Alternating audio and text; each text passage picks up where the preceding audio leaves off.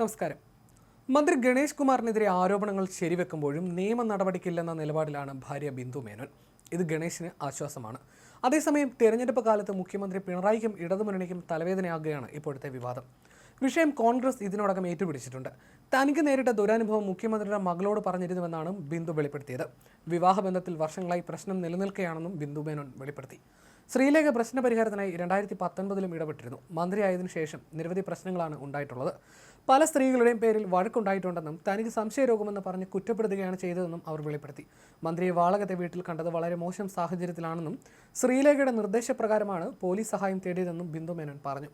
മാധ്യമങ്ങളുടെ മുന്നിൽ തനിക്കെതിരെ ഗണേഷ് കുമാർ പറഞ്ഞതുകൊണ്ട് എല്ലാം തുറന്നു പറയുകയാണെന്നും അവർ വ്യക്തമാക്കി. തുടർന്ന് വിശദമായി തന്നെ ബിന്ദു തുറന്നു പറച്ചിൽ നടത്തി. മന്ത്രി ഗണേഷ് കുമാറിനെ വളരെ മോശം സാഹചര്യത്തിലാണ് കണ്ടത്. ഇത് പറയാൻ പോലും പറ്റാത്ത കാര്യമാണ്. മന്ത്രിയുടെ ഫോട്ടോ അന്നെടുത്തിരുന്നു.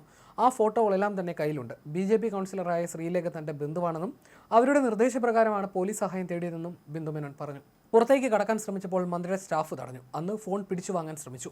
വീടിന് പുറത്തേക്ക് കടക്കാൻ ശ്രമിക്കാതെ വാതിലടച്ചു. പോലീസിനെ വിളിച്ചതിന് പിന്നാലെ ആ സ്ത്രീയെ കാറിൽ കയറ്റി വിട്ടു. സ്ത്രീ പോയതിന് പിന്നാലെ ഗണേഷ് കുമാർ മുറിയിൽ കയറി വാതിലടക്കുകയും ചെയ്തു.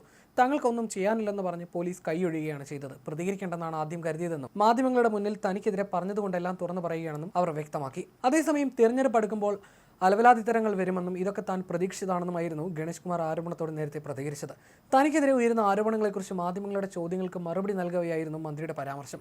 പ്രണയത്തെപ്പറ്റി ചോദിച്ചാൽ തനിക്ക് നിരവധി പ്രണയമുണ്ടായിരുന്നുവെന്ന് അദ്ദേഹം പറഞ്ഞു. സിനിമയിൽ മാത്രം കണ്ടിരുന്ന ഞാൻ ആദ്യമായി തിരഞ്ഞെടുപ്പിൽ മത്സരിച്ച സമയത്ത് തനിക്കെതിരെ നിരവധി ആരോപണം ഉയർന്നിരുന്നുവെന്നും മന്ത്രി പറഞ്ഞു. ഭാര്യയുമായി ബന്ധപ്പെട്ട് ഉയർന്ന വിവാദത്തിൽ ശ്രീലേഖ IPS അടക്കമുള്ളവർ ഇടപെട്ടിരുന്നുവെന്ന കാര്യം മാധ്യമപ്രവർത്തകർ ചൂണ്ടിക്കാട്ടിയപ്പോൾ ആരാണ് ഈ ശ്രീലേഖ എന്നായിരുന്നു മന്ത്രിയുടെ ചോദ്യം.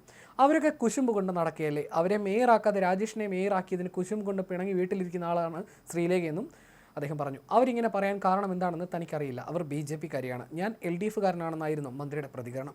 ഭാര്യ 112 വിളിച്ച് പരാതി പറഞ്ഞതിനെപ്പറ്റി ചോദിച്ചപ്പോൾ വട്ടുമൂത്താൽ ആർക്കും അങ്ങനെ പരാതി പറയാമെന്നായിരുന്നു മന്ത്രിയുടെ മറുപടി. ഇതിനെയൊക്കെ ആരോപണങ്ങളായി മാത്രം തള്ളിക്കളയുന്നു. അതിൽ സത്യമുണ്ടെങ്കിലും ഇല്ലെങ്കിലും എൻ്റെ വ്യക്തിപരമായ കാര്യങ്ങളിൽ ആരും ഇടപെടേണ്ടതില്ലെന്നും അദ്ദേഹം പറഞ്ഞു. ഞാനൊരു നല്ല പൊതുപ്രവർത്തകനാണോ, നല്ല MLA ആണോ, പാവങ്ങൾക്കൊപ്പം നിൽക്കുന്നുണ്ടോ, അഴിമതി നടത്തുന്നുണ്ടോ, വർഗീയത പ്രചരിപ്പിക്കുന്നുണ്ടോ, ഇതൊന്നുമില്ലാത്ത ആളാണ് ഞാൻ. തൻ്റെ ജീവിതം തുറന്ന പുസ്തകമാണെന്ന് പിന്നീട് ചോദിച്ചാൽ പ്രണയങ്ങളെപ്പറ്റി വിശദമായി പറഞ്ഞു തരാമെന്നും മന്ത്രി പറഞ്ഞു.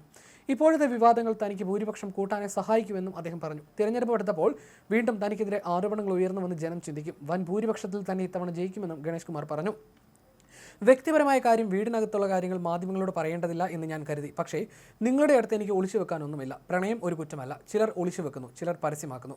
മഹാത്മാഗാന്ധിയെ പോലും വെറുതെ വിടുന്നില്ല, പിന്നെ എന്നെ വെറുതെ വിടുമോ? ഏറ്റവും കൂടുതൽ പ്രണയം ഉണ്ടായിരുന്ന ആളാണ് ജവഹർലാൽ നെഹ്റു, മാധവിക്കുട്ടി, പുനത്തിൽ കുഞ്ഞബ്ദുള്ള, MT വാസുദേവൻ നായർ. ഇവരൊക്കെ പ്രണയത്തെപ്പറ്റി ഒരുപാട് എഴുതിയിട്ടുണ്ട്. ഒരാളുടെ വ്യക്തിപരമായ കാര്യവും രാഷ്ട്രീയവും തമ്മിൽ എന്താണ് ബന്ധം? ഒരാൾ മദ്യപിക്കുന്നു, അത് അയാളുടെ സ്വകാര്യമാണ്. ആരോപണങ്ങളെ രാഷ്ട്രീയമായി തന്നെ നേരിടും. വാർത്താ സമ്മേളനം വിളിച്ച് ആരോപണം ഉന്നയിച്ചാൽ ചിലർ വിശ്വസിക്കും, ചിലർ വിശ്വസിക്കില്ല.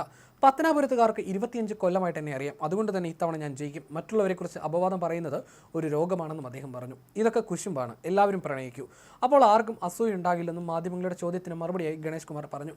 ഒരാൾ ഒരു ബെൻസ് കാർ വാങ്ങി. അപ്പോൾ ഞാൻ എൻ്റെ അച്ഛനോട് പറഞ്ഞു, അച്ഛ അവർ ബെൻസ് കാർ വാങ്ങി. അപ്പോൾ അച്ഛൻ പറഞ്ഞു, എടാ എല്ലാവരും വാങ്ങട്ടെടാ. അപ്പോൾ നമ്മൾ മാത്രം വാങ്ങുമ്പോൾ ആളുകൾക്ക് അസൂയ ഉണ്ടാകില്ല എന്ന്. അതുപോലെ എല്ലാവരും പ്രണയിക്കൂ, അപ്പോൾ അസൂയ മാറുമെന്നായിരുന്നു ഗണേഷ് കുമാറിൻ്റെ വാക്കുകൾ.